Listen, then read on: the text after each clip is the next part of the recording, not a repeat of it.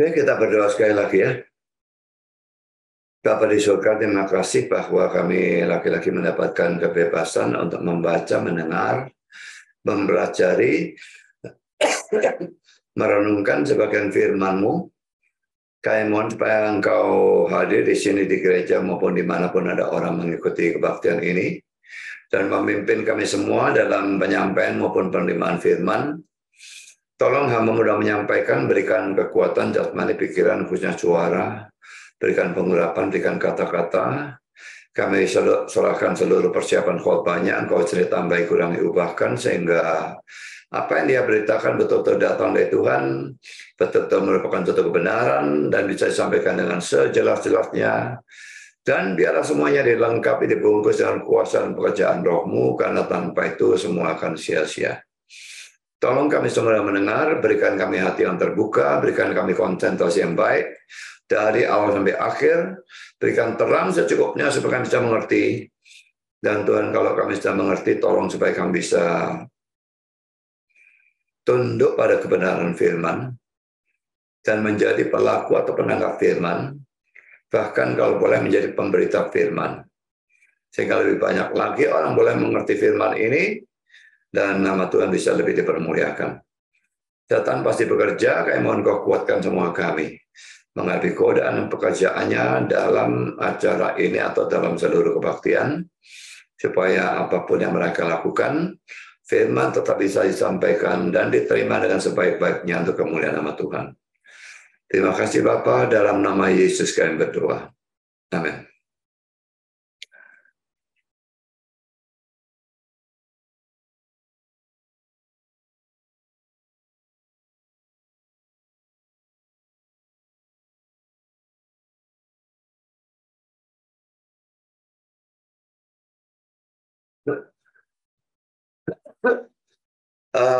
Kita melanjutkan seri Maleakhi ya. Maleakhi pasal 1 ayat 6 sampai dengan ayat 14. Dan saya berikan suatu topik. Maaf, ini saya salah tulis.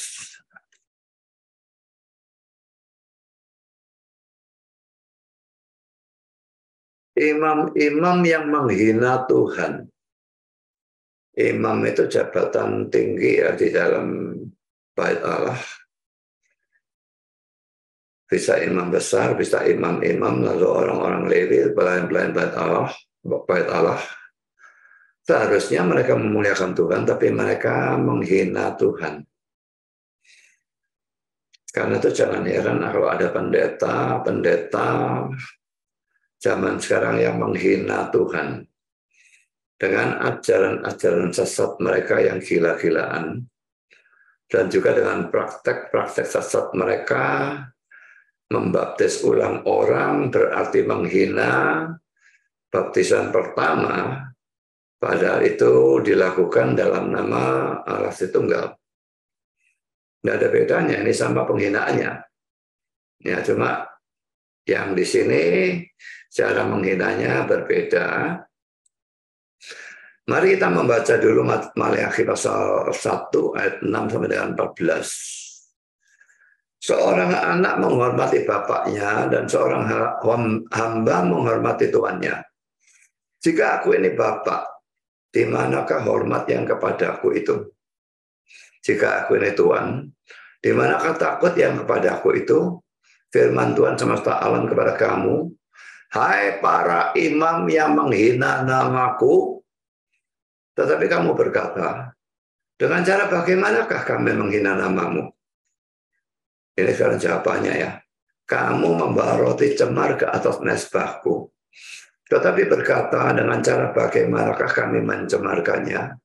Dengan cara menyangka, meja Tuhan boleh dihinakan. Apabila kamu membawa seekor binatang buta untuk dipersembahkan, tidakkah itu jahat? Apabila kamu membawa binatang yang timpang dan sakit, tidakkah itu jahat? Cobalah menyampaikannya kepada bupatimu. Apakah ia berkenan kepadamu? Apalagi menyambut kau dengan baik. Firman Tuhan semesta alam. Maka sekarang, cobalah melunakkan hati Allah, supaya Ia mengasihani kita. Oleh tangan kamulah terjadi hal itu, masakan Ia akan menyambut salah seorang daripadamu dengan baik, firman Tuhan semesta alam. Sekiranya ada di antara kamu yang mau menutup pintu, supaya jangan kamu menyalakan api di mezbahku dengan percuma. Aku tidak suka kepada kamu, firman Tuhan semesta alam, dan aku tidak berkenan menerima persembahan dari tanganmu. Sebab dari terbitnya sampai kepada terbenamnya matahari, namaku besar di antara bangsa-bangsa. Dan di setiap tempat dibakar dan dipersembahkan korban bagi namaku, dan juga korban sajian yang tahir. Sebab namaku besar di antara bangsa-bangsa, firman Tuhan semesta alam. Tetapi kamu ini menajiskannya karena kamu menyangka meja Tuhan memang cemar, dan makanan yang ada di situ boleh dihinakan. Kamu berkata, lihat, alangkah susah payahnya, dan kamu menyusahkan aku, firman Tuhan semesta alam. Kamu membawa binatang yang dirampas, binatang yang timpang, dan binatang yang sakit. Kamu membawanya sebagai persembahan. Akan berkenankah aku menerimanya dari tanganmu, firman Tuhan? Terkutuklah penipu yang mempunyai seekor binatang jantan di antara kawanan ternaknya yang dinasarkannya, tetapi yang mempersembahkan binatang yang cacat kepada Tuhan. Sebab aku ini raja yang besar, firman Tuhan semesta alam, dan namaku ditakuti di antara bangsa-bangsa. Saudara, kalau pada Maleakhi pasal 1 ayat 1-5 yang kita bahas pada kali yang lalu, kita melihat Maleakhi menghibur Israel dan menunjukkan kasih Allah kepada mereka, dikontraskan dengan kebencian kepada Esau. Maka di sini mulai Maleakhi 1 ayat 6 dan seterusnya, kita bisa melihat bahwa Maleakhi memberikan teguran-teguran yang keras. Saudara, menghibur itu boleh-boleh saja, itu penting. Tapi kalau orang menghibur terus, lalu tidak pernah memberikan teguran atau kecaman, padahal memang ada dosa, maka ini pendeta-pendeta menjadi pria penghibur. Gandengannya pria penghibur itu wanita penghibur. Nggak layak disebut sebagai pendeta, sebut sebagai pria penghibur. Pendeta yang sungguh-sungguh, bukan yang abal-abal, boleh menghibur pada saat memang itu cocok sikonnya. Tapi pada saat cocok sikonnya, harus tanpa ragu-ragu memberikan teguran-teguran, bahkan teguran yang keras. Ya, jadi saudara, hamba Tuhan tidak boleh memanjakan jemaat dengan hanya memberikan hal-hal yang enak saja. Dan ingat ya, kalau dia memberikan hal-hal yang enak saja, yang rugi itu saudara. Tidak saja dosa. Tidak saja dosa itu bagi orang yang belum percaya membuat dia sukar untuk bisa percaya. Buat apa juru selamat dosa? Wong aku tidak ada dosa kok. Dan buat orang yang sudah percaya, tidak sadar dosa, membuat saudara tidak bisa maju dalam pengudusan. Jadi kalau saudara mendapatkan hamba Tuhan yang terus memberitakan enak, tidak pernah menegur dengan keras, saudara dirugikan. Jangan merasa senang dapat hamba Tuhan seperti itu nabi palsu. Karena memang hanya memberitakan hal-hal yang enak atau menyenangkan telinga saja, itu adalah ciri dari nabi palsu. Mari kita melihat beberapa teks yang mendukung omongan ini ya. 2 Tawarekh 18 ayat 5, 8, dan sampai 12. Lalu Raja Israel mengumpulkan para nabi, 400 orang banyaknya, ini palsu semua ya. Kemudian bertanya ia pada mereka, apakah kami boleh pergi berperang melawan Ramot Gilead, atau aku membatalkannya?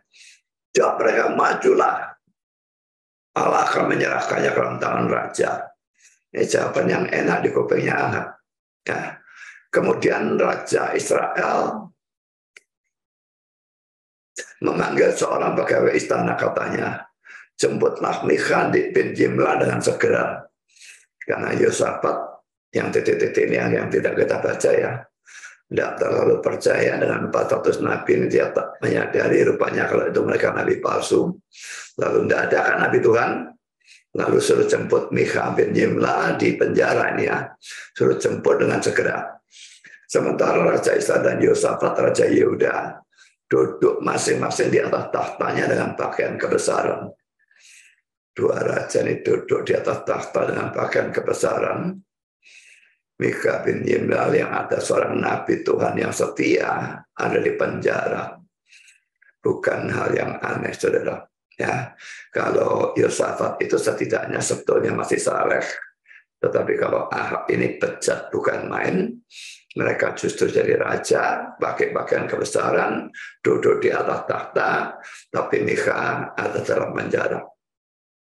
Di suatu tempat pengirikan di depan pintu gerbang Samaria, sedang semua nabi itu bernubuat di depan mereka, maka Sedekia bin Kenaana membuat tanduk-tanduk besi lalu berkata, "Beginilah firman Tuhan, dengan ini engkau akan menanduk alam sampai engkau menghabiskan mereka."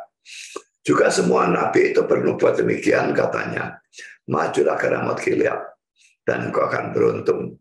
Tuhan akan menyerahkannya ke dalam tangan raja." Suruhan yang pergi memanggil Mikha itu berkata kepadanya, "Ketahuilah, nabi-nabi itu sudah sepakat meramalkan yang baik bagi raja." Perhatikan ya, kong kali kong nabi-nabi itu meramalkan sesuatu yang baik bagi raja. Lalu sekarang Mikha disuruh niru mereka. "Hendaklah engkau juga berbicara seperti salah seorang daripada mereka dan meramalkan yang baik." Kalau sudah baca terusnya, Mikha-nya tidak mau lakukan itu. Dia setia kepada Tuhan, dia berikan apapun yang Tuhan katakan. Sekarang saudara, Yeremia 8 ayat yang ke-11. Mereka, ini nabi-nabi palsu lagi, mengobati luka putri umatku dengan memandangnya ringan. Luka ini jelas dosa. Dosa dianggap ringan. Katanya damai sejahtera, damai sejahtera. Tetapi tidak ada damai sejahtera. Jadi nubuatkan damai, tapi tidak ada damai. Lalu Yeremia 23, 16-17. Beginilah firman Tuhan semesta alam. Janganlah dengarkan perkataan para nabi yang bernubuat kepada kamu. Mereka hanya memberikan harapan yang sia-sia kepadamu dan hanya mengungkapkan penglihatan rekaan hatinya sendiri, bukan apa yang datang dari mulut Tuhan. Mereka selalu berkata pada orang-orang yang menista firman Tuhan, "Kamu akan selamat." Dan kepada setiap orang yang mengikuti kedegilan hatinya, mereka berkata, "Malapetaka tidak akan menimpa kamu." Orang berdosa di Burmalaan, malapetaka tidak akan menimpa kamu. Orang yang menista firman Tuhan dihibur, kamu akan selamat. Sama saja kalau saya sekarang beritakan Yesus satu-satunya jalan ke surga, sudah punya juru selamat, sudah masuk surga, tidak punya juru selamat, sudah masuk neraka. Lalu ada orang menista, Nabi Paulus yang menghibur, tidak apa-apa, nista begitu kamu selamat kok. Itu biadab tidak? So, Tuhan memang maha kasih. Tetapi pada saat yang sama dia juga maha suci. Sehingga dia sangat membenci dosa. Dan Tuhan yang maha kasih itu juga maha adil. Sehingga ia pasti akan menghukum semua orang yang berdosa, yang tidak bertobat dan tidak punya juru selamat. Supaya jemaat sadar akan kesucian dan keadilan Allah, maka hamba Tuhan wajib memberitakan teguran Allah. Hati-hati dengar hamba Tuhan yang mulutnya manis. Terus manis. Itu bukan perlu dikagumi atau dipuji. Itu perlu ditabok. Itu nabi palsu yang biadab. Senang dengar kata-kata saya yang keras. Bahasa saya kadang-kadang kasar. Tapi benar isinya. Atau nabi-nabi palsu itu yang mulutnya manis, munafik, jilat pantat. Tapi omongannya salah, sesat, dan karu-karuan. Hanya orang idiot, Kristen idiot yang pilih yang kedua. Kan saudara, kita lanjutkan teguran kepada para imam.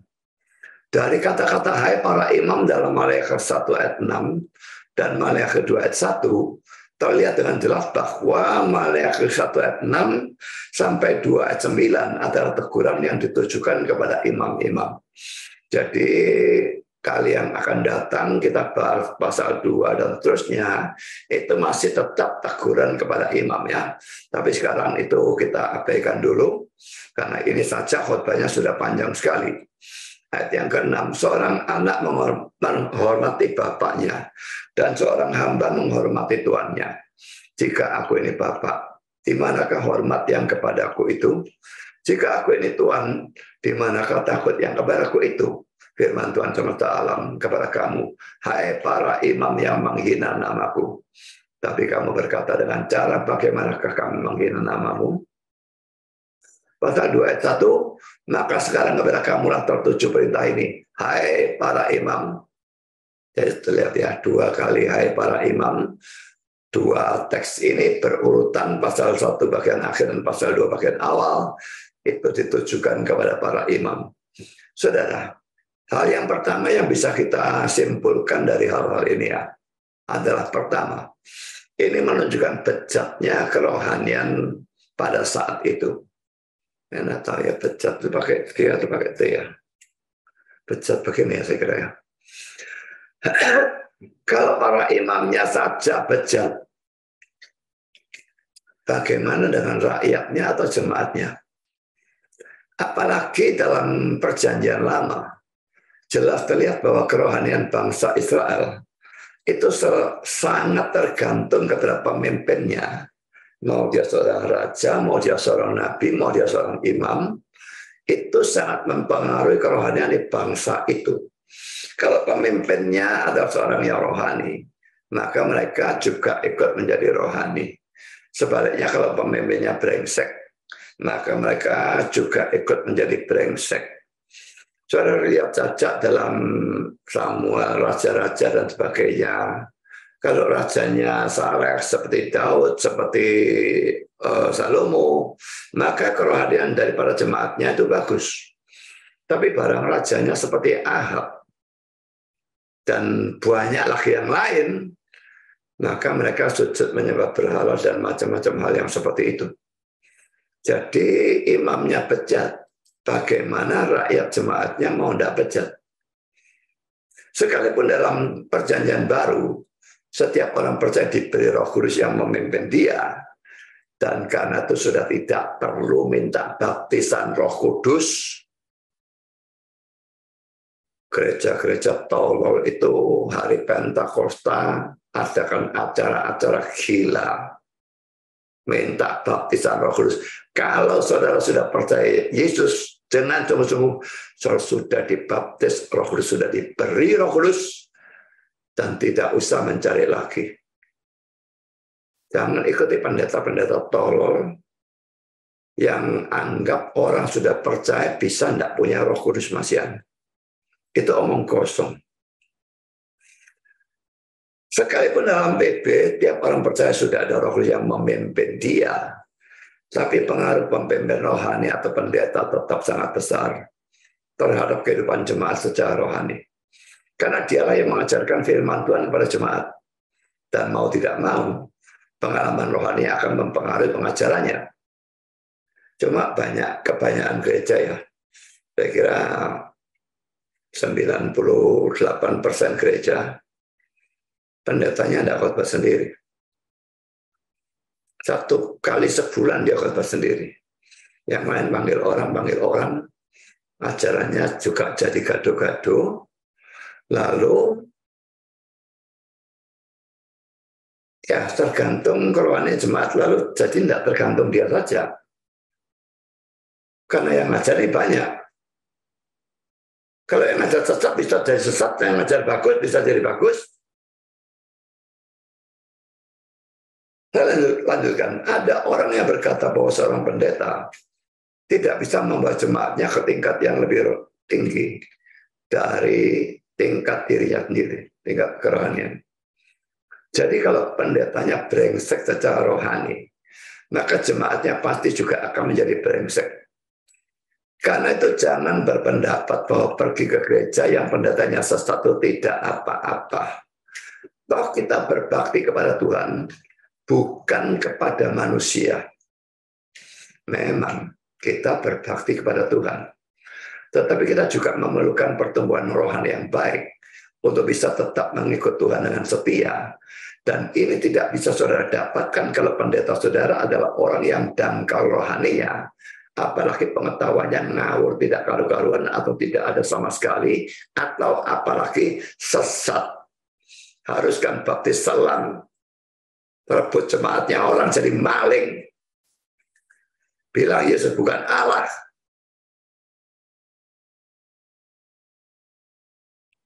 Bagi saya itu pendeta-pendeta bajingan. Sekarang saudara, poin yang kedua, Maleakhi berani menegur imam. Imam adalah utusan Tuhan dan pengajar firman Tuhan juga ya. Karena bangsa Israel memang belajar kepada imam. Mari kita lihat Maleakhi 2 ayat 7. Sebab bibir seorang imam memelihara pengetahuan dan orang mencari pengajaran dari mulutnya. Sebab dialah utusan Tuhan semesta alam. Nabi juga mengajar firman, iya. Dan biasanya dia berikan nubuat. Imam mengajarkan firman, memang juga. Tapi Maleakhi tetap tidak takut menegur dia. Maleakhi yakin akan otoritas yang diberikan Tuhan kepadanya. Dan ia juga yakin akan kesalahan dari imam-imam itu. Karena itulah ia berani menegur imam. Saudara, sebagai penerapan dalam persoalan ini, saudara, kalau saudara melihat ada orang gede berbuat salah, baik dia itu gede dalam hal rohani, apakah majelis, pendeta, rektor, atau apapun itu ya, maupun dalam hal duniawi, bos, pejabat, pemerintah, beranikah saudara menegur dia? Kalau orang kecil tidak usah ditanya. Kita tentu berani, nekat kalau menegur orang kecil. Nah kalau orang besar berani enggak? Saya enggak takut negur pendeta. Maki-maki pendeta, saya ngeluruk Stephen Liao, saya labrak semua. Mau orang curang, labrak juga, saya enggak takut. Tak ledekin ini Alkitabiah apa ini mimbarnya ada tulisan GBA Alkitabiah kan. Alkitabiah apa ini?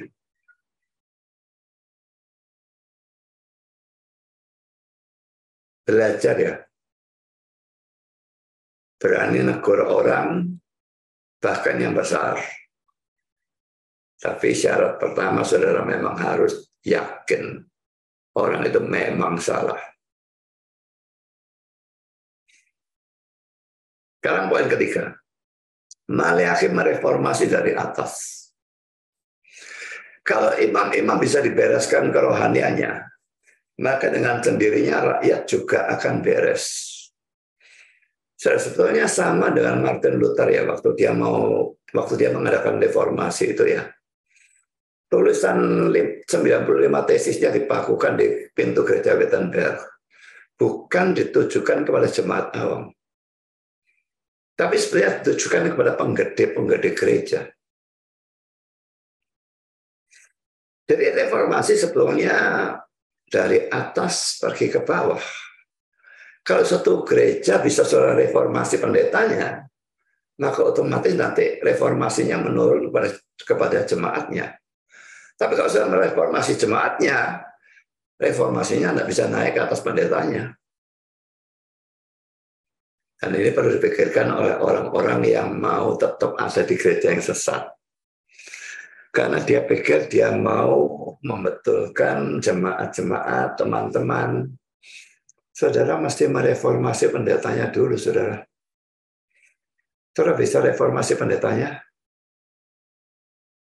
Kalau bisa ya tetaplah di gereja sesat itu. Dan sambil pada kali-kali yang lain, saudara tetap ikut gereja yang benar.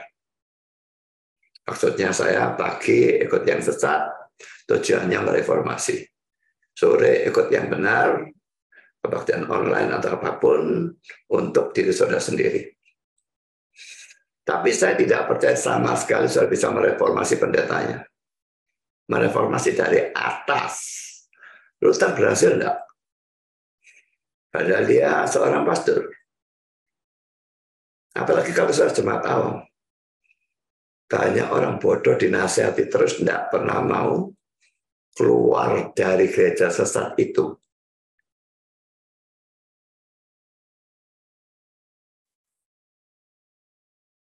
Kalau saudara mau mereformasi gereja saudara, penekanan harus dilakukan untuk membereskan orang-orang yang ada di atas seperti pendeta, majelis, guru sekolah minggu, pengurus komisi, dan sebagainya. Kalau itu satu sekolah teologi, ya dosen-dosennya dan rektornya. Pikirkan apa yang saudara bisa lakukan untuk mereformasi mereka.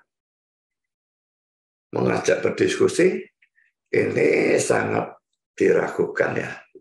Berani saudara ngajak diskusi, ngajak debat seorang pendeta?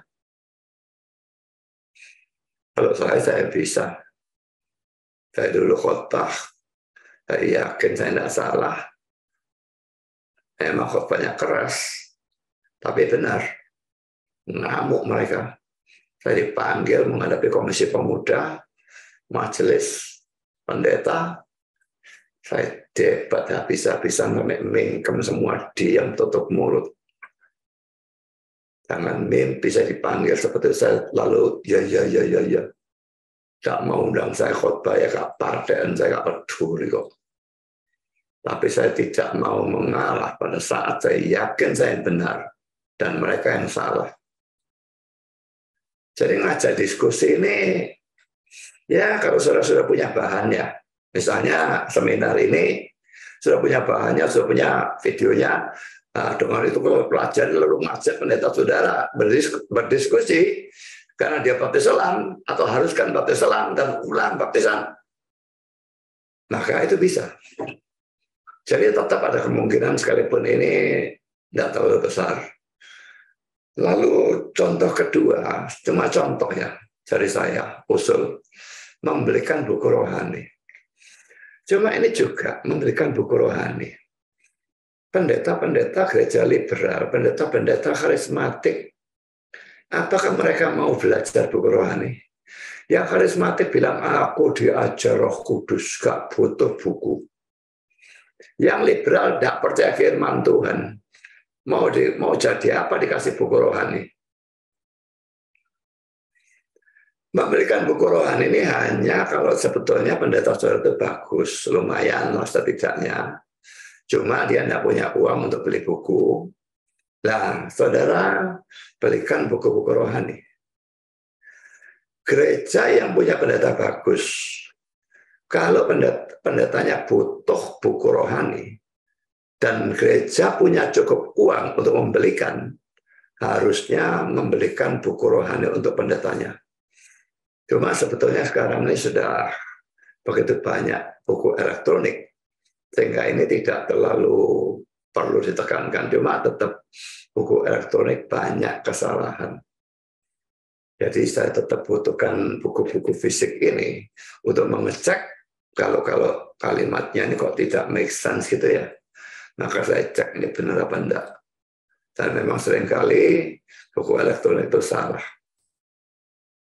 Tapi saudara, kalau memang mau tetap di gereja yang agak tidak beres atau sangat tidak beres, harus dengan tujuan mereformasi dan mereformasi dari atas.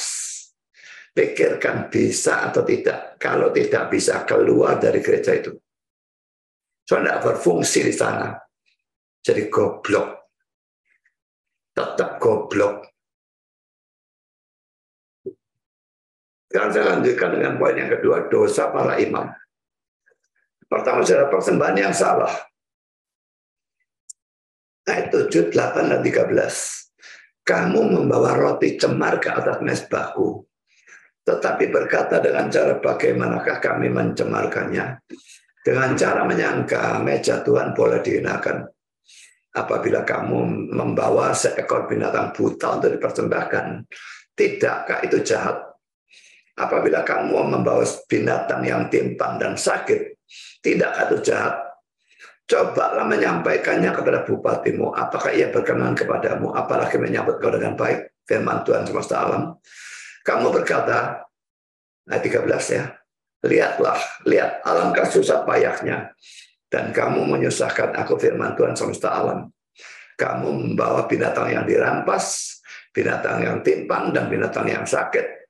Kamu membawanya sebagai persembahan. Akan berkenankah aku menerimanya dari tanganmu, firman Tuhan? Jawabannya sudah jelas tidak. Saudara, kata roti dalam ayat 7, roti cemar ini ya, mungkin mewakili semua persembahan yang bisa dimakan. Di sini dikatakan roti cemar yang jelas menunjukkan persembahan yang salah. Demikian juga dalam ayat 8 disebutkan persembahan yang salah yang lain, yaitu binatang buta, timpang, sakit. Dan dalam ayat 13 disebutkan binatang yang dirampas, timpang, sakit. Nah, saya sedikit akan bahas tentang istilah binatang yang dirampas. Ini mungkin membingungkan bagi saudara. Kalau timpang, sakit, buta, dan sebagainya, ini saya kira saudara tidak ada masalah. Tapi binatang yang dirampas ini apa? Saudara, istilah binatang yang dirampas ini diterjemahkan secara bervariasi. RSV yang diambil dengan kekerasan, NASB yang diambil dengan merampok, NIV injured atau terluka, King James yang dicabik-cabik. Para penafsir berpendapat bahwa istilah ini menunjuk pada domba atau kambing yang dirampas kembali oleh gembalanya dari binatang buas yang menerkamnya. Jadi terkam serigala atau singa atau apapun saya tidak tahu, dibawa berkejar sama gembalanya, mungkin pakai pengumban dan sebagainya, dan dia bisa membunuh binatang buas itu. Lalu ya kambing atau dombanya ya sudah mati. Nah, daripada dibuang, binatangnya sudah dicabik-cabik oleh binatang buas itu, lalu dipersembahkan kepada Tuhan. Sepintas sampai di sini saja kelihatan itu persembahan yang bagus apa enggak, saudara? Bayangkan sudah dicabik-cabik binatang buas, dipersembahkan ke Tuhan. Dan ada ayat larangannya yang eksplisit. Keluaran 22:31. Haruslah kamu menjadi orang-orang kudus bagiku. Daging ternak yang diterkam di padang oleh binatang buas, janganlah kamu makan. Dimakan saja tidak boleh. Makan sendiri tidak boleh. Tetapi haruslah kamu lemparkan kepada anjing. Kasih kepada binatang juga. Dan anjing itu sangat dianggap rendah pada saat itu. Beda dengan kita, anjing itu kayak keluarga. Jadi saudara, dalam Keluaran 22 ayat 31 ini, dikatakan bahwa binatang yang dirampas itu tidak boleh dimakan, tapi harus diberikan kepada anjing. Tapi ternyata mereka mempersembahkannya kepada Tuhan. Ini bukan penghinaan apa, saudara? Selanjutnya dalam ayat 14 disebutkan tentang orang yang bernasar akan memberikan binatang jantan, tapi lalu memberikan binatang cacat.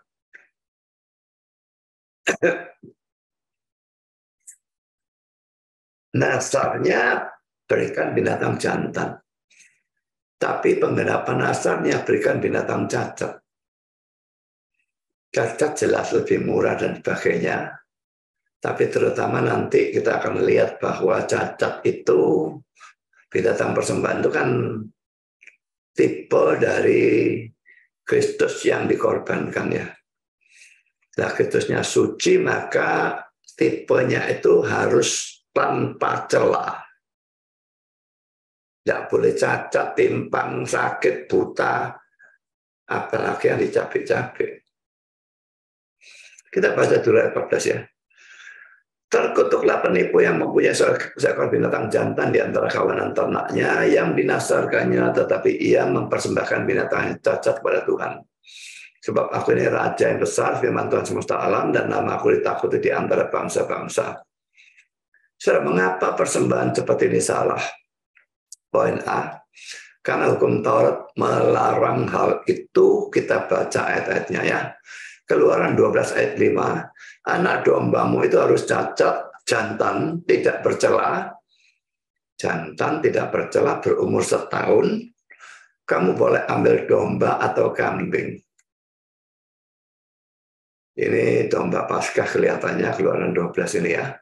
Karena Imamat 1 ayat 3 dan 10, jikalau persembahannya merupakan korban bakaran dari lembu, haruslah ia mempersembahkan seekor jantan yang tidak bercela. Ia harus membawanya ke pintu kemah pertemuan supaya Tuhan berkenan akan dia. Ayat 10, jikalau persembahannya untuk korban bakaran ada dari kambing domba, baik dari domba maupun dari kambing, haruslah ia mempersembahkan seekor jantan yang tidak bercela. Terus-terusan muncul ya kata-kata tidak bercela itu ya. Lalu Imamat 22 ayat 20-25, segala yang bercacat badannya janganlah kamu persembahkan. Apalagi yang dicabik-cabik ya. Karena dengan itu Tuhan tidak berkenan akan kamu. Cacat sedikit saja tidak boleh ya. Juga apabila seseorang mempersembahkan kepada Tuhan korban keselamatan sebagai pembayar nasar khusus, atau sebagai korban sukarela dari lembu atau kambing domba, maka korban itu haruslah yang tidak bercela, supaya Tuhan berkenan akan dia. Janganlah badannya bercacat sedikit pun. Binatang yang buta atau yang patah tulang, yang luka atau yang berbisul, yang berkedal atau yang berkurat, semuanya itu janganlah kamu persembahkan kepada Tuhan. Dan binatang yang demikian jangan kamu taruh sebagai korban api-apian bagi Tuhan ke atas mezbah. Tapi seekor lembu atau domba yang terlalu panjang atau terlalu pendek anggotanya, anggota badannya terlalu panjang juga tidak boleh, terlalu pendek juga tidak boleh. Saya pernah tahu kontes anjing, misalnya anjing herder. Kalau bagi kita yang tidak pernah ngerti peraturannya jurinya, kalau melihat herder yang besar begitu bagus, wah ini juara ini. Enggak, saudara. Ada tinggi maksimumnya dan sebagainya. Panjang maksimum. Terlalu besar tidak bisa menang. Nah ini juga terlalu panjang, bukan cacat sebetulnya. Atau terlalu pendek. Anggotanya tidak diberikan ukurannya yang benar berat berapa, tapi pokoknya terlalu panjang tidak boleh, terlalu pendek tidak boleh. Ini boleh kalau untuk persembahan sukarela, korban sukarela, tetapi sebagai korban nasar Tuhan tidak akan berkenan akan binatang itu. Tapi binatang yang buah kelirnya terjepit, ditumbuk, direnggut atau dikerat, janganlah kamu persembahkan kepada Tuhan. Janganlah kamu berbuat demikian di negerimu. Juga dari tangan orang asing, janganlah kamu persembahkan sesuatu dari semuanya itu sebagai santapan Allahmu, karena semuanya itu telah rusak dan bercacat badannya. Tuhan tidak akan berkenan akan kamu karena persembahan-persembahan itu. Lagi ayat lain, Ulangan 15 ayat 21. Tetapi apabila ada cacatnya, jika timpang atau buta, bahkan cacat apapun yang buruk, maka janganlah engkau menyembelihnya bagi Tuhan Allahmu. Saudara, semua ayat-ayat di atas ini menunjukkan bahwa binatang yang dipersembahkan kepada Tuhan harus selalu tidak bercacat atau tidak bercela. Ini bukan hanya karena mereka dituntut untuk mempersembahkan sesuatu yang bagus kepada Tuhan, tapi juga karena binatang korban itu merupakan tipe dari Kristus yang suci. Mari kita lihat 1 Petrus 1 ayat 19. Melainkan dengan darah yang mahal, yaitu darah Kristus, yang sama seperti darah anak domba, yang tak bernoda dan tak bercacat. Karena Kristusnya suci, itu antitipenya. Maka tipenya harus tak bernoda dan tak bercacat. Kalau tipenya ini bernoda, bercacat, binatang timpang, buta, dan sebagainya boleh.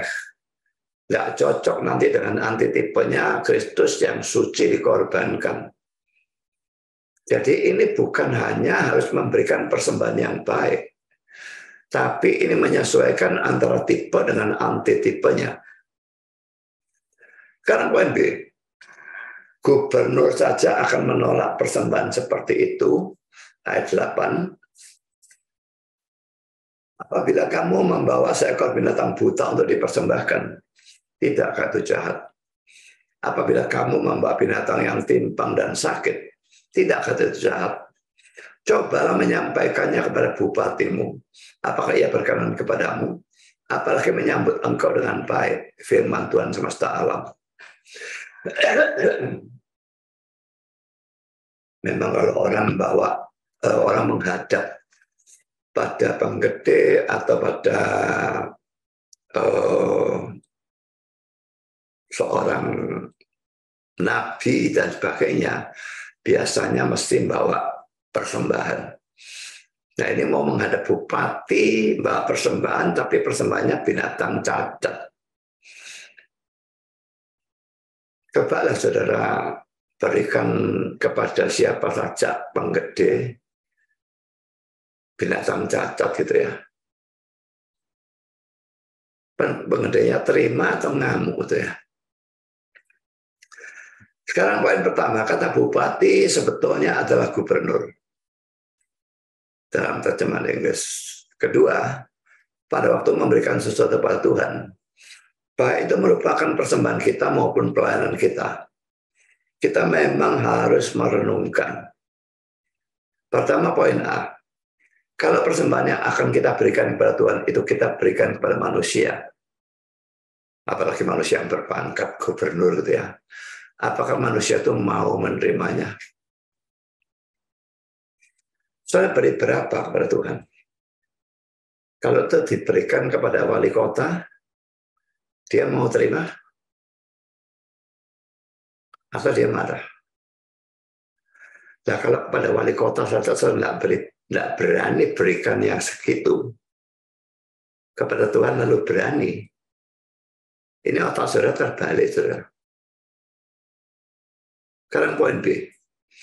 Kalau pelayanan yang akan kita lakukan bagi Tuhan itu, kita lakukan bagi manusia.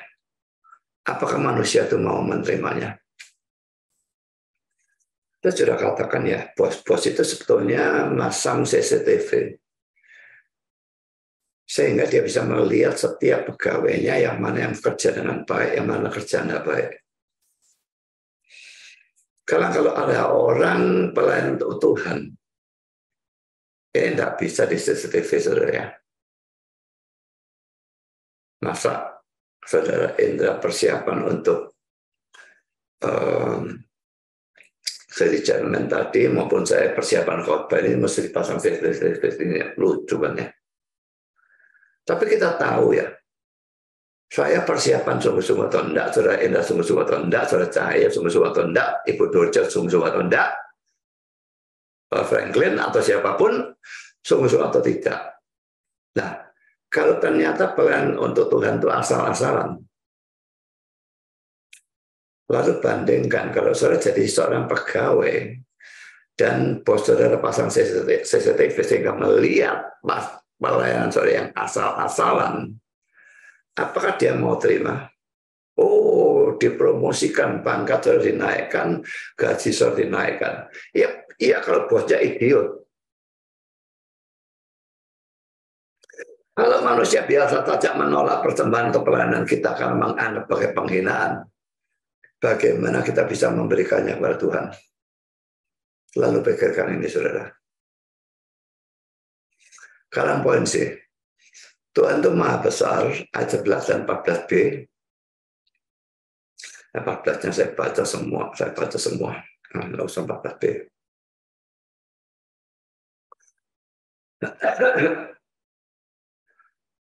Sebab dari terbitnya sampai kepada terbenamnya matahari, namaku besar di antara bangsa-bangsa.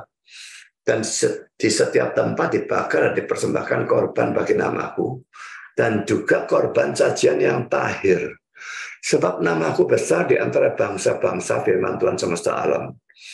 Ayat 14, terkutuklah penipu yang mempunyai seekor binatang jantan di antara kawanan ternaknya, yang dinasarkannya, tetapi yang mempersembahkan binatang yang cacat kepada Tuhan. Sebab aku ini raja yang besar, firman Tuhan semesta alam, dan namaku ditakuti di antara bangsa-bangsa. So, dalam ayat 11 ada kata-kata dipersembahkan korban bagi namaku. Kata korban itu dalam ayat 11 itu merupakan terjemahan yang salah. Kalau salah biasanya saya berikan warna hijau. Kata korban dalam ayat 11 ini terjemahannya salah, terjemahan yang benar adalah incense, kemenyan atau dupa. Kemenyan dan korban sajian yang tahir, ayat 11. Menggambarkan ibadah kepada Tuhan. Ingat ya, ini zaman PL, zaman PB sudah tidak pakai kemenyan dan sebagainya. Tapi pada saat itu masih ada bait Allah dan masih digunakan hal seperti itu ya. Saudara, saya lanjutkan, pada saat itu di luar bangsa Israel tidak ada bangsa yang menyembah Allah. Karena mereka semua menyembah berhala. Karena banyak penafsir menganggap bahwa ayat 11 dan 14 yang menunjukkan bahwa nama Tuhan itu populer atau besar di antara semua bangsa sebagai sesuatu yang aneh. Nama Tuhan itu, Tuhan huruf besar itu Yahweh kan ya. Ini menyebabkan mereka lalu menerjemahkan ayat 11 dan 14b itu ke dalam bentuk future tense atau tense akan datang. Dengan demikian kata-kata ini menjadi suatu nubuat. Nanti bangsa-bangsa asing akan menyembah Tuhan. Bagaimanapun juga, semua ini menunjukkan kebesaran Allah. Tapi bangsa Israel memberikan persembahan binatang cacat kepada Tuhan yang Maha Besar ini. Ini adalah suatu penghinaan. Kita ulangi baca ayat 6. Seorang anak menghormati bapaknya. Ya, anak kurang ajar ya, tapi seharusnya kan begini ya. Seorang hamba menghormati tuannya. Jika aku ini bapak, di manakah hormat yang kepadaku itu? Jika aku ini tuan, di manakah tuan yang takut yang kepadaku itu? Firman Tuhan semesta alam, kamu hai para imam yang menghina namaku. Tapi kamu berkata dengan cara bagaimanakah kami menghina namamu? Hal yang selalu membuat seseorang tidak menghormati Tuhan adalah tidak adanya kesadaran akan kebesaran Allah.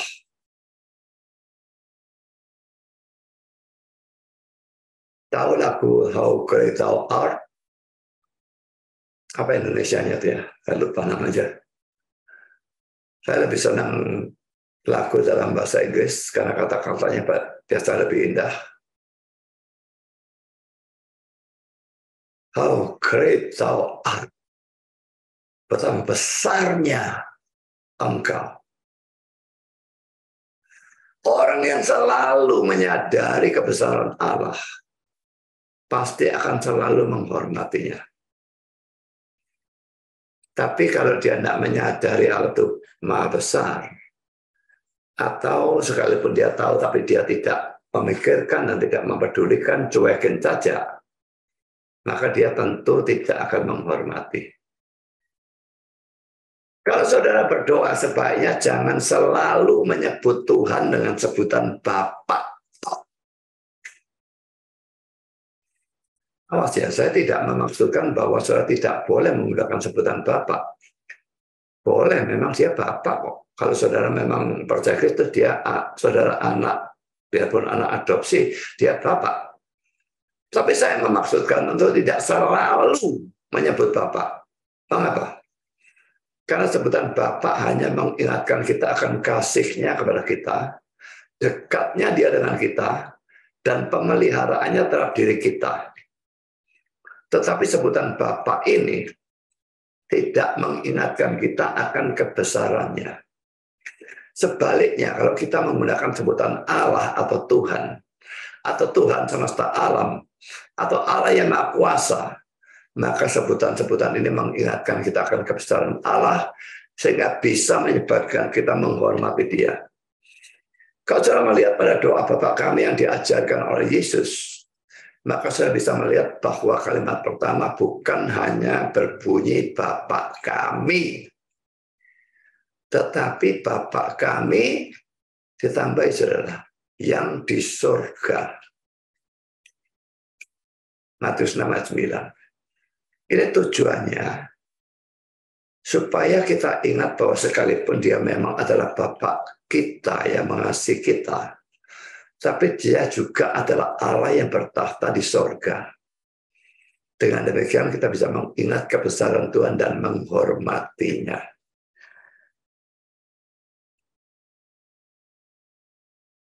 Dan poin kedua,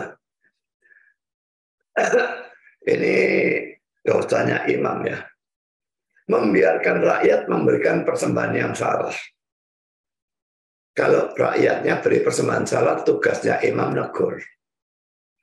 Malah tidak takut negur imam, tapi imamnya kenapa tidak negur jemaatnya. Jadi sebetulnya bukan imam-imam yang memberikan persembahan binatang yang cacat itu. Rakyat yang memberikan. Tapi imam-imam memberikan persembahan yang salah itu yang seharusnya mereka tolak. Ayat 10 yang berbunyi sekiranya ada di antara kamu yang menutup pintu, jelas menunjukkan bahwa Tuhan sebetulnya menghendaki imam-imam itu menolak persembahan yang salah itu. Tetapi imam-imam itu tidak menolaknya, malah sebaliknya menerima persembahan binatang cacat itu. Karena itulah mereka berdosa. Ini harus menjadi pelajaran bagi semua gereja Tuhan. Untuk tidak rakus menerima seadanya persembahan yang diberikan kepada gereja. Saya berikan contoh ya. Beberapa waktu yang lalu, ini lama sekali karena khotbah ini kan sudah khotbah lama ya. Ada gereja yang mau menerima persembahan dari SDSB. Saudara yang umurnya 30-an mungkin tidak tahu apa itu SDSB. Yang umurnya sekitar sama dengan saya mungkin tahu. Ini betul-betul memalukan Tuhan. Kalau saudara tidak tahu apa itu SDSB, saya berikan linknya saudara ya. Ini judi legal era Soeharto yang bikin warga tergila-gila. Baca sendiri, saya tidak merasa perlu menjelaskan ini. Jadi uang hasil judi legal itu dipersembahkan untuk Tuhan. Dan gerejanya tahu hal itu dan tetap diterima. Contoh kedua, saudara, banyak gereja mengecam orang yang merokok. Gereja tidak mengecam orang yang merokok. Ini gereja yang tidak Alkitabiah dan biasanya gereja liberal.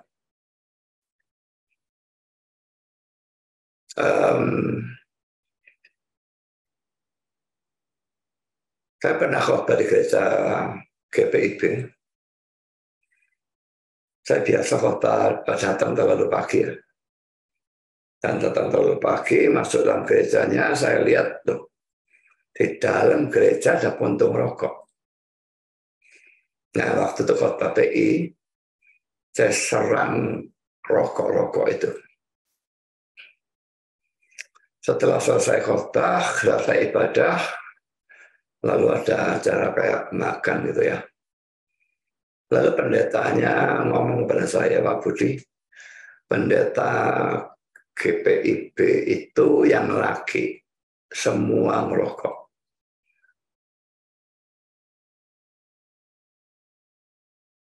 Dan saya tidak mikirkan hanya GPIB.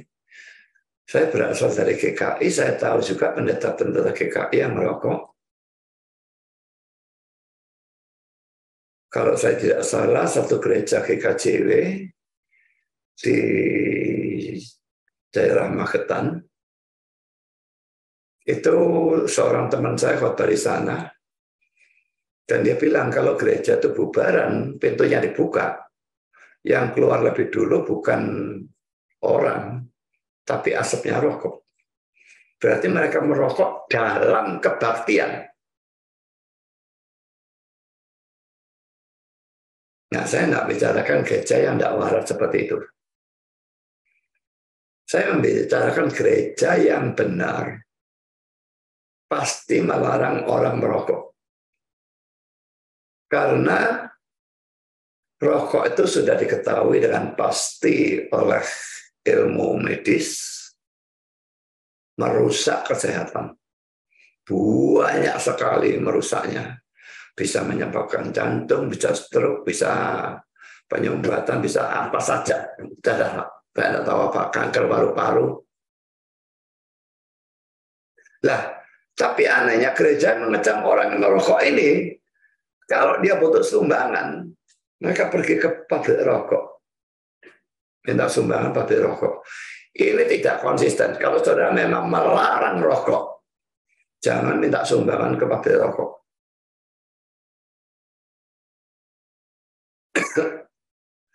Kalau pemilik pabrik rokok mau memberikan sumbangan tanpa saudara minta, maka itu boleh diterima. Mengapa? Loh, kok aneh? Karena saudara, orang biasanya yang seperti begitu-begituan itu, bisnisnya bukan hanya satu. Dia punya pabrik rokok, punya ini. Lah, dari mana uang ini? Apa pasti dari hasil pabrik rokoknya atau dari bisnis yang lain, kan kita tidak tahu. Jadi kalau dia asal memberikan, ya sudah, tidak apa-apa, terima saja. Tapi minta sumbangan ke pabrik rokok, sementara saudara mengecam orang merokok, dan memang benar merokok itu dosa, maka saudara tidak konsisten. Poin C, bagaimana kalau ada orang yang mempersembahkan hasil dosanya ke gereja sebagai penebus dosa? Padahal orang yang saya tidak bertobat dari dosanya. Kalau dia nak ngomong asal memberikan, dia diterima. Kita tidak perlu mengecek satu persatu, kamu dapat dari mana duit itu. Tidak. Tapi katakan seorang pelajar, aku belajar tadi malam, aku dapat 10 juta, ini aku persembahkan 5 juta sebagai penebus dosa. Nah, dia tidak bertobat, dia tetap jadi pelajar. Gereja yang mau menerima persembahan semacam ini melakukan hal yang sama dengan apa yang dilakukan oleh para imam pada zaman Noe akhir. Karena poin D, bagaimana kalau ada orang kaya yang mau mempersembahkan jumlah besar dengan syarat nama terangnya diumumkan sebagai pemberi persembahan tersebut? Ini saya katakan karena saya betul-betul mengalami hal itu. Menjadi polisi gereja saya, nama terang tidak pernah diumumkan untuk tidak memicu kesombongan orang itu. Yang besar, wah lihat nama aku masuk di warta gereja sebagai penyumbang sekian puluh juta atau sekian ratus juta. Orang-orang lain berikan berapa ribu, saya juta, puluh juta, ratus juta. Kami berikan hanya inisialnya saja. Jadi itu polisi gereja kami. Dia tahu polisi gereja kami. Tapi dia tetap mau memberikan asal nama terangnya diumumkan.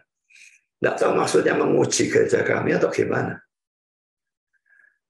Mengumumkan nama terang dan orang yang memberi persembahan memang merupakan praktek dari banyak gereja. Dan kalau ditinjau dari sudut keuangan, ini pada umumnya menguntungkan. Karena orang bangga lalu balapan memberikan besar-besaran gitu ya. Tapi ini adalah praktek yang salah karena bertentangan dengan Matius 6 ayat 24.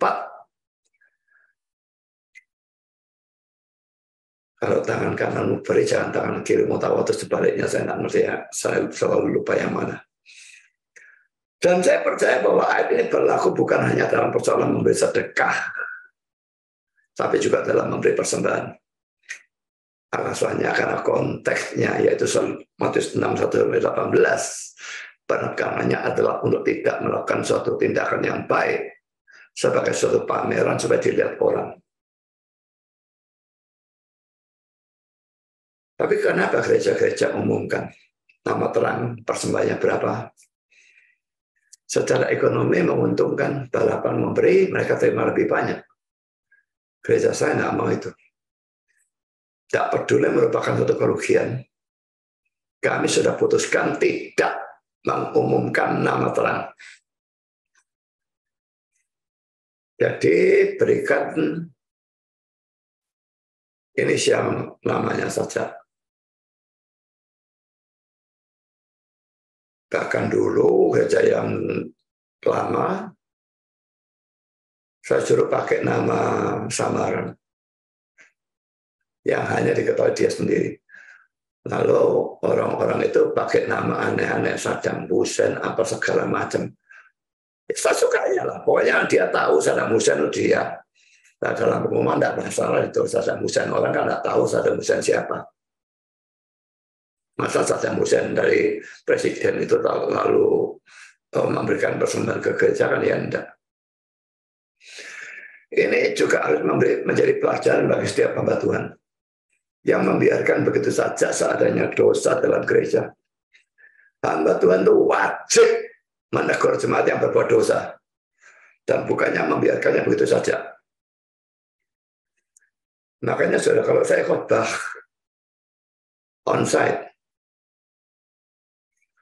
soal ribut pada waktu saya berdoa, jangan kaget dan jangan salahkan saya kalau saya ngamuk dan saya bentak saudara habis-habisan.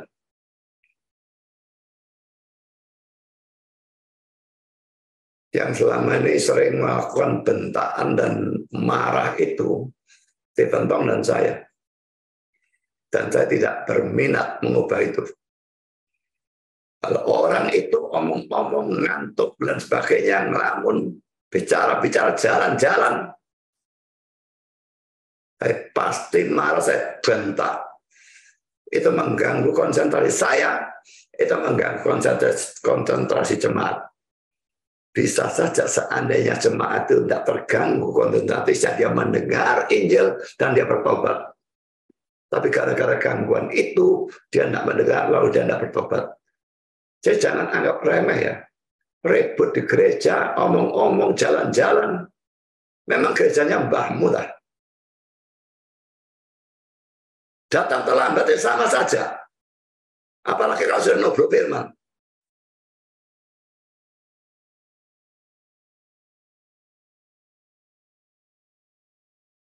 Pada zaman ini sekalipun gereja jemaat tidak lagi mempersembahkan binatang pada Tuhan. Tapi tetap ada hal-hal tidak hormat yang bisa dilakukan jemaat dalam memberikan persembahan. Misalnya ya, pertama dalam memberikan persembahan ya, memberikan 500 atau 1.000 atau 2.000 dan sebagainya. Saya berikan catatan ya, memang Tuhan menghargai dan mau menerima persembahan sedikit yang diberikan oleh orang miskin yang memang hanya bisa memberi sedikit. Bandingkan Lukas 21 ayat 1-4, ini persembahan dari janda miskin yang cuma 2 peser itu. Tetapi saudara, ada banyak orang memberi sedikit, bukan karena mereka tidak punya uang, tapi karena mereka kikir atau karena mereka tidak menghargai atau menghormati Tuhan. Ini yang merupakan dosa atau penghinaan bagi Tuhan. Jadi kalau saudara bisanya cuma 2.000, tidak masalah bagi saya. Tapi kalau saudara untuk makan-makan bisa habis jutaan atau puluhan ribu atau ratusan ribu, berikan persembahan 2.000, saudara menghina Tuhan.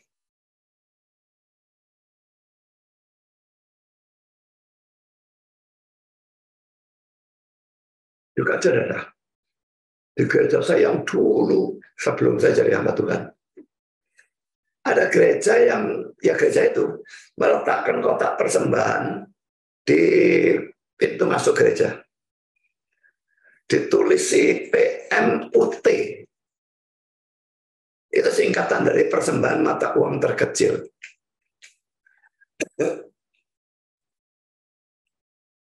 Kita biasanya memang kalau beli apa-apa lalu ada uang susuk ya, lalu uang gericik-gericik 200-an, apalagi seratusan, ada 50 masihan. Ya, kita taruh sembarangan, lalu hilang. Nah, gereja ini pikir daripada itu dibuang-buang, hilang, itu kan tetap duit. Lalu dia terus beri kotak, tulisan PMUT, persembahan mata uang terkecil. Gericik-gericikmu itu taruh situ saja, kan jadi banyak. Bagus atau tidak yang gereja ini lakukan? Dan sepanjang yang saya tahu, gerejanya tidak pernah memberikan penjelasan apapun tentang PMUT.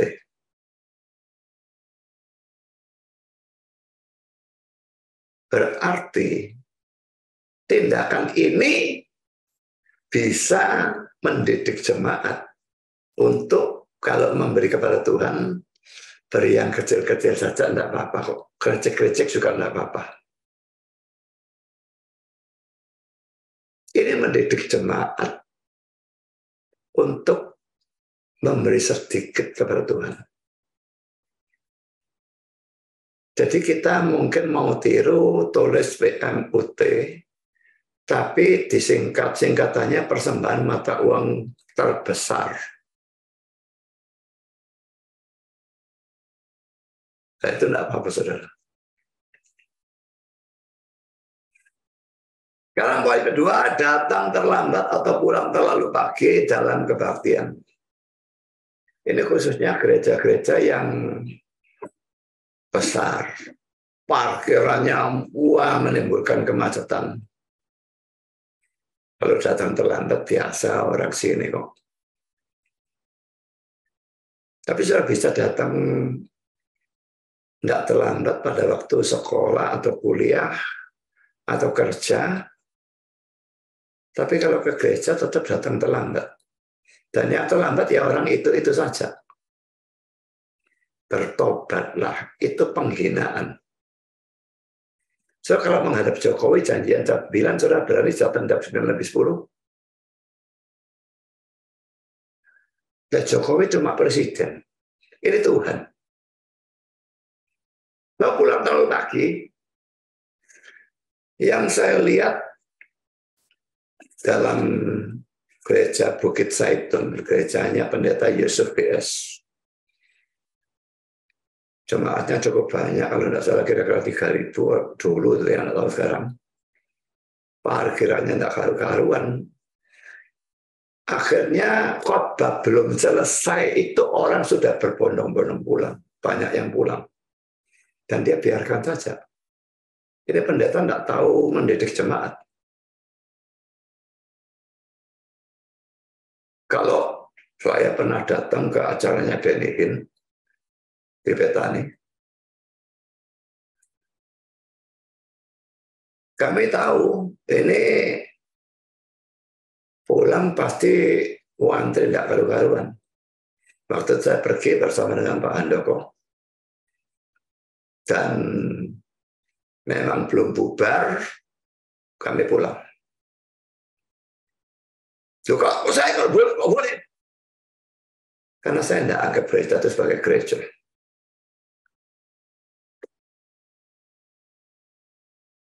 Saya tidak percaya Tuhannya hadir di sana.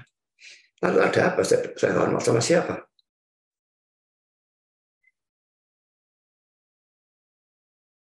Ya, jadi ada pertimbangan. Kalau saya datang ke gereja sesat, saya tidak peduli, saya tidak hormat. Saya datang ke kebaktian Sahyova, persetan lah. Saya hormat sama siapa? Saya datang ke gerejanya Mormon, saya hormat sama siapa? Saya datang ke semua gereja yang sesat, saya hormat sama siapa? Saya tidak perlu hormat. Karena saya anggap Tuhannya ada di sana, itu bukan gereja Tuhan. Juga segala sikap-sikap yang tidak hormat dalam kebaktian, seperti tidak ikut menyanyi tanpa alasan. Kalau saya tidak ikut menyanyi, ada alasannya, saudara. Ini suara sudah berat untuk khotbah dok. Tambahin nyanyi, tambah habis suara saya. Mengantuk, bahkan tidur. Yang ngantuk atau tidur itu periksakan, saudara. Itu bisa secara fisik. Mungkin saudara kurang darah, mungkin tidak tahu apa lagi lah.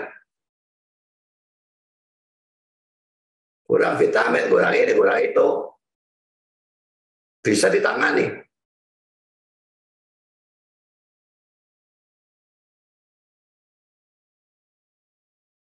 Melamun, bicara satu dengan yang lain. Ini khususnya kalau ada orang telat datang. Orang kalau telat datang itu jangan disokong, saudara. Salaman, tambah beludek saya lihat. Goblok dua-dua. Yang telat ya goblok. Yang nyalam ya goblok.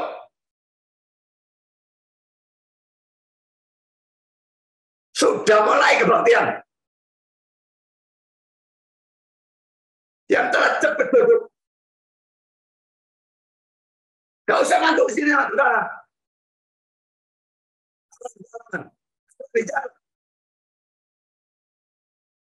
Kalau saya onset, juenta yang seperti itu.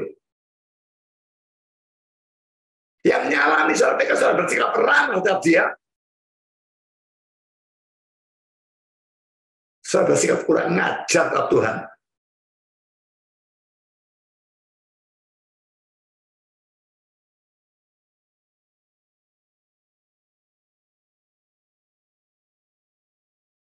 Dan tidak usah orang telat. Sama-sama tidak telatnya ya duduk omong-omong. Kalau sudah tahu orang itu selalu mengajak ngomong, duduk jangan jejer dia. Dan kita harus menegur yang salah, bukan? Bilang, jangan ngomong. Bentak kalau perlu.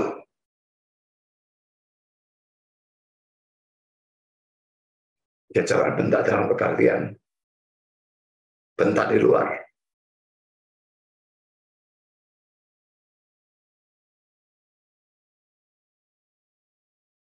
Makanya saya malas khotbah onsite. Membuat beludek saya. Ribut seenaknya, telat seenaknya. Kalau saya khotbah online gini saya tidak lihat. Tetap itu dosa. Tuhannya lihat, biar saya tidak lihat.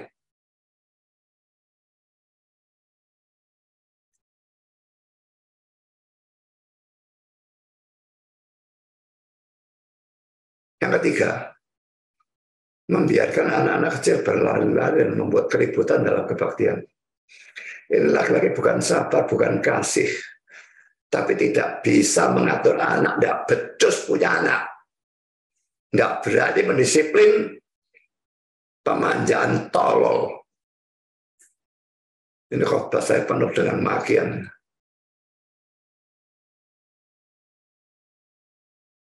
Saya pernah khotbah di satu gereja, sekolah minggunya sudah selesai, khotbahnya belum. Dan guru sekolah minggunya orang idiot semua. Anak sekolah minggu dilepaskan, semua berbondong-bondong masuk ke ruang kebaktian. Pada saat saya khotbah, majelisnya goblok, pendetanya goblok.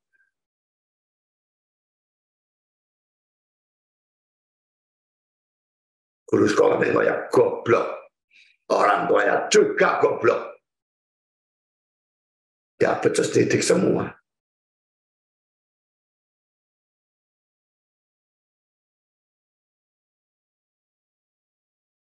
Anak kecil membuat keributan dalam kebaktian. Saya pernah punya anak kecil. Kalau saya khotbah dan dia di gereja ribut. Di rumah saya bikin ribut sama saya. Tidak berani, saudara.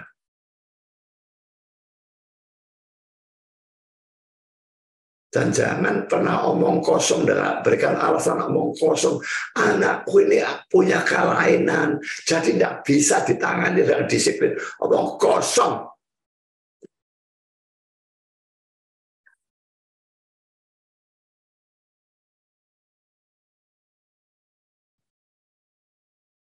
Firman Tuhan mengatakan orang tua yang tidak menggunakan tongkat, maksudnya mukul anaknya, benci kepada anaknya. Kalau tidak bisa didik anak, jangan punya anak.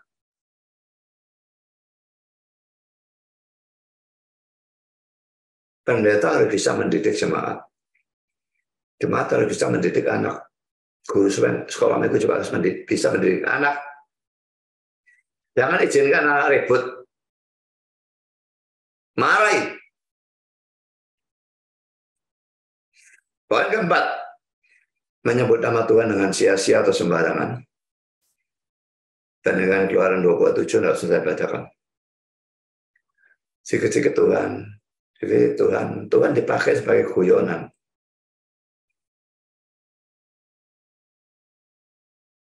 Bahkan di Facebook banyak sekali. Gunakan nama Tuhan sebagai guyonan.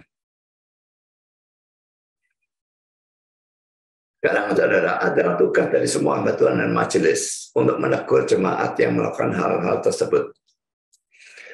Kalau hamba Tuhan membiarkan sikap atau tindakan tidak hormat itu, maka mereka melakukan kesalahan yang sama dengan imam-imam yang membiarkan persembahan binatang cacat. Sekarang poin ketiga, kembali kepada imam ya. Imam itu menganggap pelayanan sebagai beban yang berat. Nanti saya kira saudara Indah sudah menyinggung hal ini. Ayat 13, kamu berkata, lihat alangkah susah payahnya dan kamu menyusahkan aku, firman Tuhan semesta alam. Kamu membawa binatang yang dirampas, binatang yang timpang, binatang yang sakit. Kamu membawanya sebagai persembahan, akan berkenankah aku menerimanya dari tanganmu, firman Tuhan. Nah, alangkah susah payahnya itu dalam NIV diterjemahkan, what a burden. Alangkah beratnya atau susah menerjemahkan kata-kata ini ya, karena ini semacam apa ya? Ya khas bahasa Inggris ya. What a burden. Bisa diterjemahkan mungkin betul-betul satu beban ya. Nggak bisa memberikan terjemahan hurufiah gimana saya nggak ngerti. Tapi yang jelas dia menganggap sebagai beban yang berat. Bukan melayani dengan terbeban sehingga mati-matian, bukan itu. Tapi pelayanannya dianggap beban, berat. Ini menunjukkan bahwa mereka tidak melayani dengan sukacita, tetapi dengan hati yang berat. Apa saya juga seperti itu? Kalau ia sadarilah bahwa Yesus sudah terlebih dahulu melayani saudara, dan pelayanan yang luar biasa, yang paling puncak, bukan penginjilan, bukan hal-hal yang lain, tetapi dia mati disalib, menderita habis-habisan, dicambuk, disalib sampai mati, dan itu dilakukan dengan sukarela.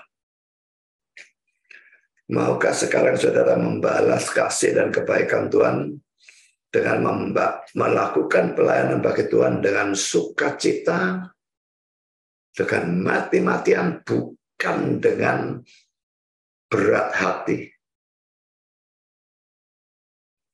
Yang melayani dengan berat hati, bertobatlah atau berhentilah pelayanan. Karena pelayanan dengan berat hati itu dosa.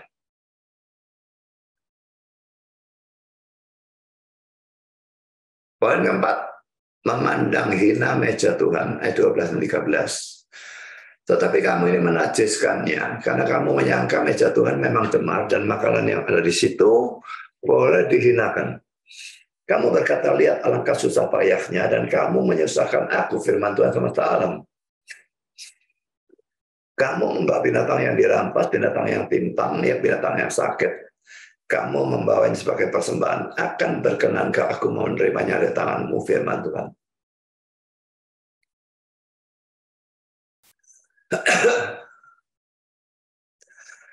Poin ayat 12 menunjukkan dengan jelas bahwa mereka menghina meja Tuhan yang kudus.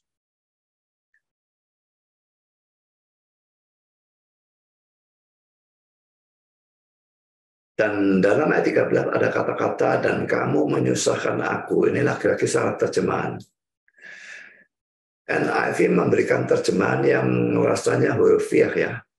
You sniff at it contemptuously. Agak sukar untuk menerjemahkan bagian ini karena saya tidak tahu apakah ini satu semacam idiom atau apa. Tapi kalau mau diterjemahkan kata per kata sniff itu berarti menyedot udara melalui hidung dengan cukup keras sehingga bisa didengar orang. Gitu ya. Ini mereka lakukan dengan sikap menghina atau merendahkan. Itu arti dari contemptuously. Jadi sebetulnya saya pikir-pikir aneh, kok nyedot, mestinya nyemburkan. Gitu ya. Kalau kita mau ngenyek orang, kan gitu. Masa kok rasanya, tapi kebiasaannya mereka beda dengan kita atau gimana, saya tidak ngerti. Tapi yang jelas saudara, ini memang suatu penghinaan yang mereka tujukan kepada meja Tuhan dalam ayat 12. Kenapa saudara? Apakah saya sering memandang rendah pelayanan? Melakukan asal-asalan, tidak sungguh-sungguh, menganggap tidak penting, tidak berguna. Jangan beranggapan bahwa pelayanan yang penting hanyalah pelayanan pendeta. Pelayanan saudara sebagai pemimpin liturgi atau chairman, atau sebagai anggota komisi, atau sebagai organis, atau sebagai apapun juga yang lain, juga sangat penting. Kalau saudara menjadi chairman dan saudara melakukannya dengan asal-asalan, dan terus-menerus memilih lagu-lagu yang itu saja, itu akan membuat pujian dalam kebaktian, membuat menjadi suatu acara yang membosankan. Dan kalau ini terjadi, ini jelas akan mempengaruhi acara pemberitaan firman Tuhannya. Kan terlakukanlah dengan sungguh-sungguh dan dengan sebaik mungkin.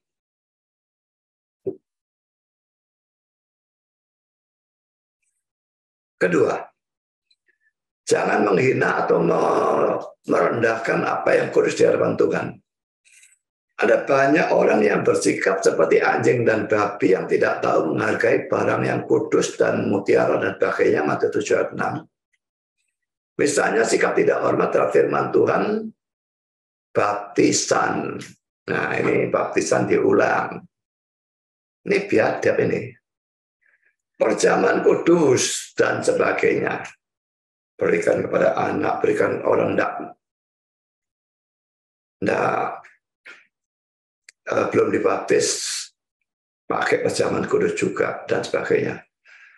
Saudara, maukah saya bertobat dari sikap-sikap semacam itu, dan maukah saya menasihat dan menegur orang yang mempunyai sikap seperti itu?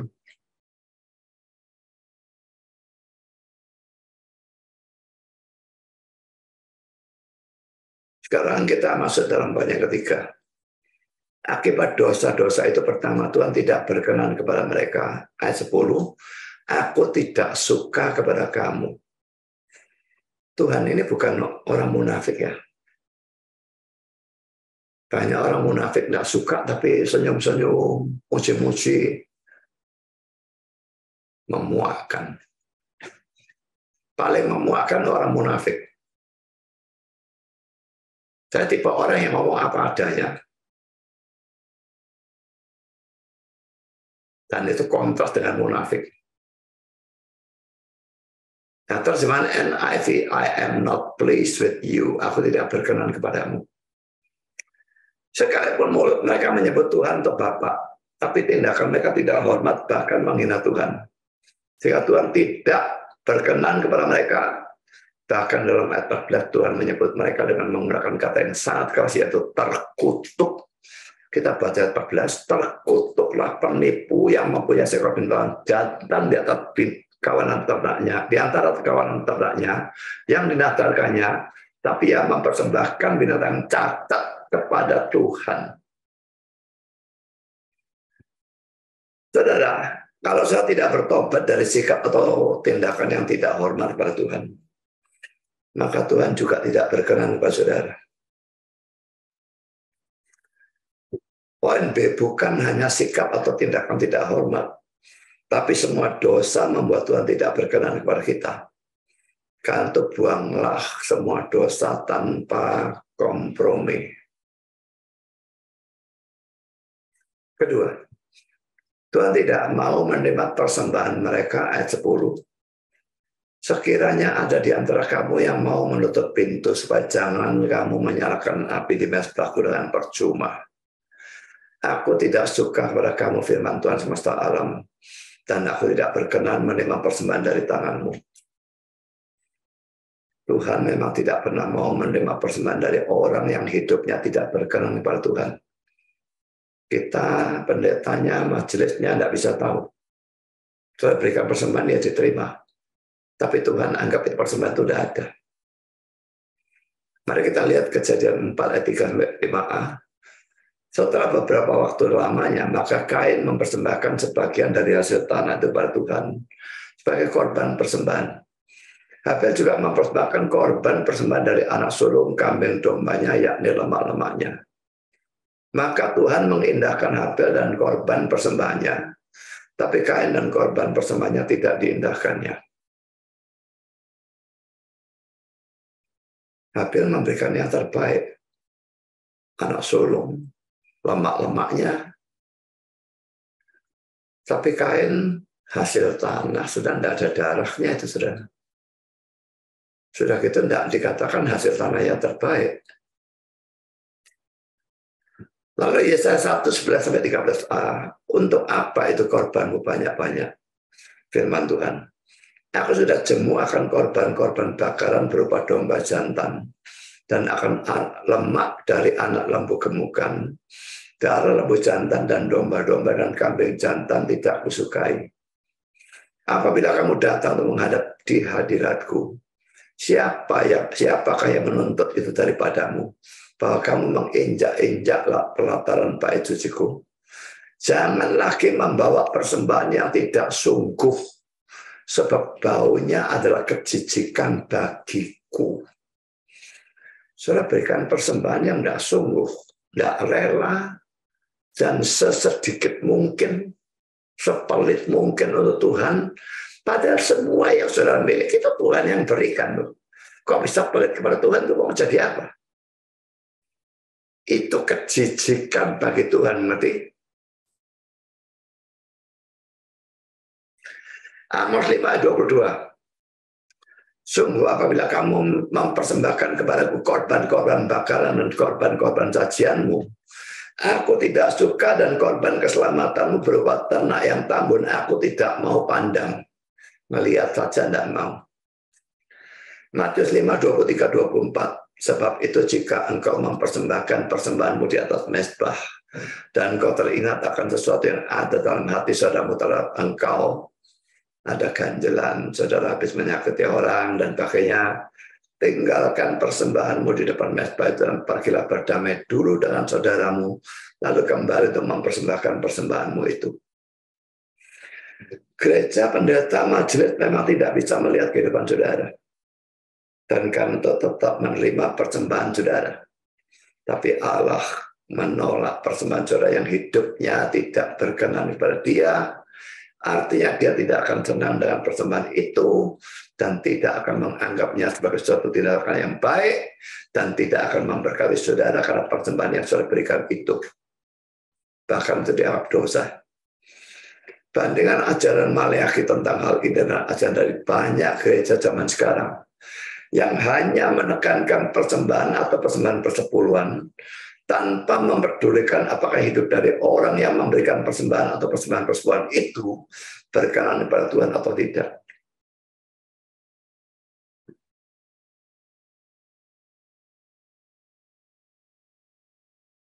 Kalau hidup saudara tidak karu-karuan dan saudara memang tidak ingin bertobat, jangan beri persembahan saudara. Itu jadi suatu dosa. Karena poin ketiga, imam-imam lagi, mereka tidak bisa berfungsi dalam pelayanannya. Kita baca 9. Maka sekarang cobalah melunakkan hati Allah supaya Ia mengasihani kita, Oleh tangan kamulah terjadi hal itu, masakan ia akan menyambut salah seorang daripada dengan baik firman Tuhan semesta alam. Kalau ayat 9 diterjemahkan secara hurufiah dalam bahasa Inggris, dari dari Ibrani ke Inggris, maka terjemahnya ada sebagai berikut. Dan sekarang mintalah dengan sangat pada wajah Allah, agar ia berkenan kepada kita. Oleh tanganmu lah hal itu telah terjadi. Apakah demi engkau ia mau mengangkat wajah?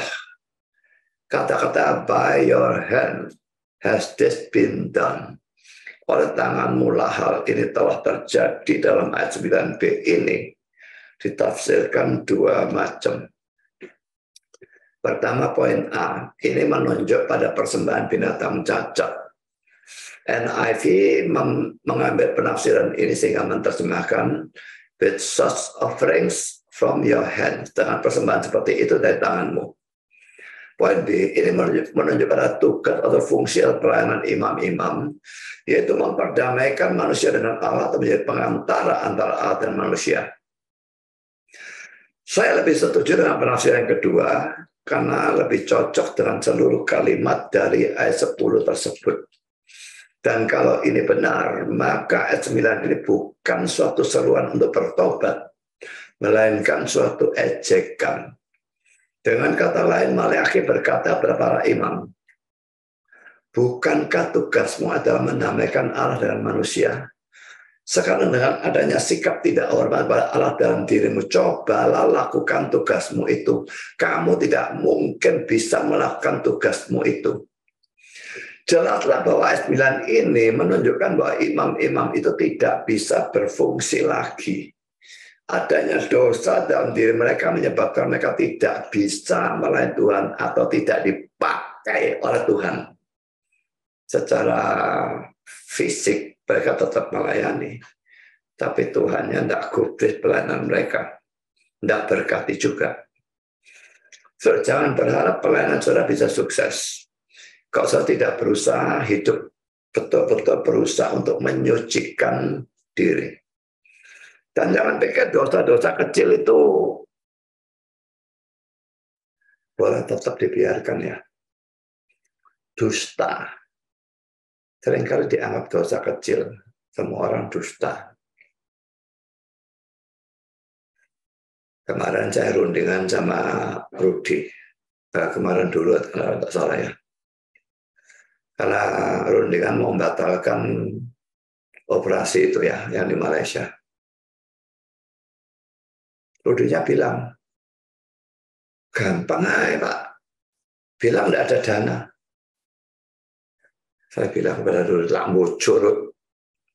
Dananya ada kok. Kalaupun saya juga memang merasa berat dana 125 juta hanya untuk cedera model seperti ini. Tapi dokternya bilang kalau tidak ditangani nanti sobek yang lain. Saya tidak tahu dokternya dusta atau tidak. Saya curiga dia dusta. Saya juga curiga dia dusta, tidak perlu operasi, dia suruh operasi. Saya pikir dokter-dokter di sana profesional bisa lebih dipercaya gitu ya. Tapi kelihatannya tidak.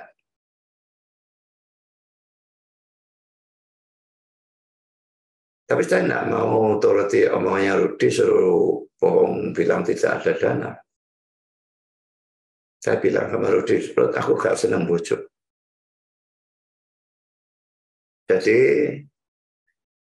aku akan bilang penghentian obat, ya, obat pengencer darah itu. Dan memang itu benar, itu bukan dusta. Dari dulu yang sangat saya takut itu stroke, mending mati, saudara. Karena saya melihat ipar saya stroke selama 15 tahun. Kursi roda, semua tidak bisa.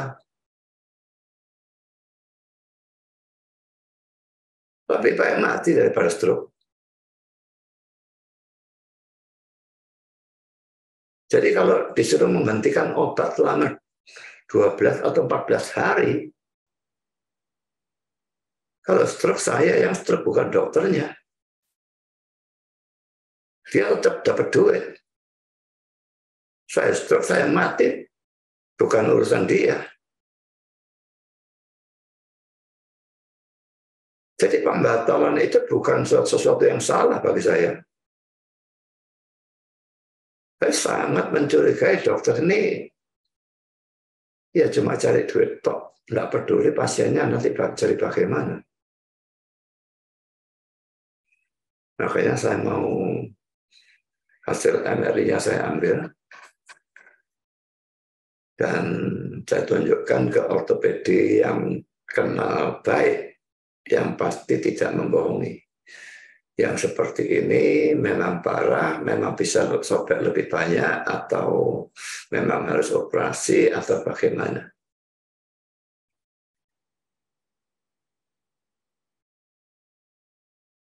Jadi dusta itu jangan sedikit-sedikit dusta, sedikit-sedikit dusta.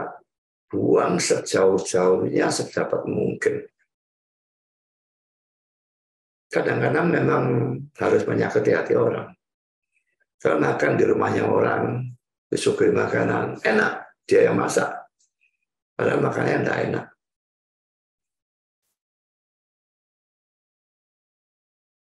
Biasanya orang sini, orang timur, sungkan ngomong gak enak, nanti menyinggung.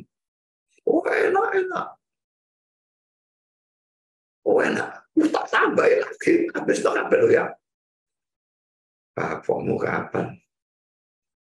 Memang saudara, kalau memang tidak enak, tidak usah ngomong tidak enak, kudu muntah. Tidak perlu kita ngomong seperti itu. Bisa ngomong dengan cara yang halus. Ya, bagi aku tidak terlalu cocok, itu aja. Tapi jangan dusta dengan ngomong enak. Dan dosa-dosa yang lain datang terlambat. Bahkan bukan ke gereja. Saya janji orang saja sangat jarang bisa telat. Dididik dari kecil. Selalu saya datang untuk kepagian. Saya dulu sekolah naik sepeda. Waktu SMA kelas 1. Pernah datang di sekolah, itu pintu gerbang sekolah belum buka.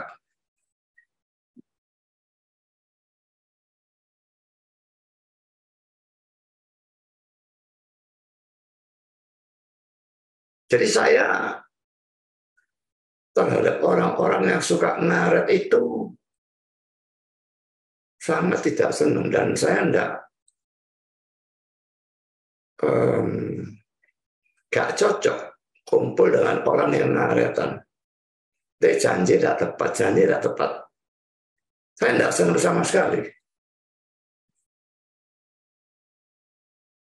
Repotnya, Indonesia ini mayoritas seperti itu. Tapi saudara, jangan ada dosa yang dianak emaskan, ada dosa yang dianak tirikan. Buang semua dosa. Kalau saudara mau pelayanan saudara diberkati Tuhan. Sebagai penutup saudara, kita sudah melihat akibat dari sikap atau tindakan tidak hormat pada Allah. Karena itu mulai saat ini ingatlah selalu untuk bersikap atau bertindak hormat kepada Allah.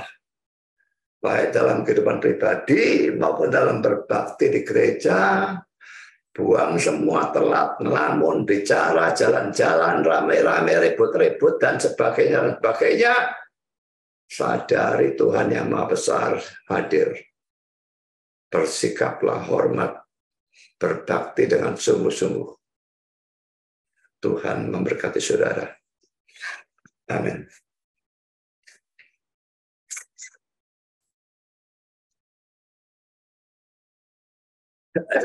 Mari kita berdoa. Bapa di surga, kami bersyukur bahwa kami boleh mendengar sebagian firman Tuhan. Orang-orang yang punya jabatan tinggi, imam-imam, tetapi kerohanian yang kacau balau. Dan Maliaki tidak ragu-ragu dalam menegur mereka. Biarlah itu juga kami teladani, kami berani menegur orang besar ataupun orang yang kecil.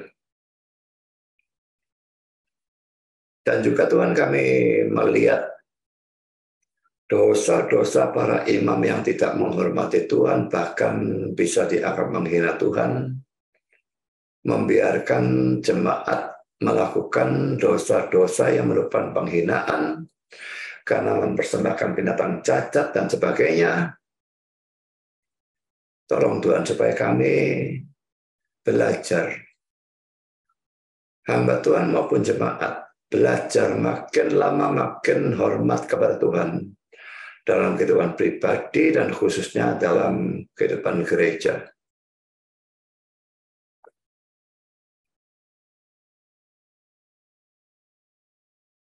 Tidak membuat nama Tuhan sebagai guyonan, sebagai bahan lelucon, dan macam-macam hal, tapi menghormati, menggunakannya dengan hormat,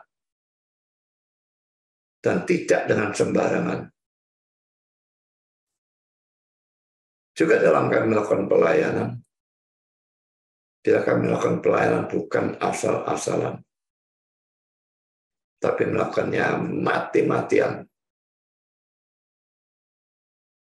Itu pun kami tidak akan pernah bisa membalas pelayanan Kristus kepada kami, yang menjadi manusia, menderita habis-habisan, mati di salib untuk menggantikan kami. Juga dalam memberikan persembahan. Bagi yang miskin, biarlah memberikan dikit, tanpa rasa minder, dengan keyakinan Tuhan tetap menerima.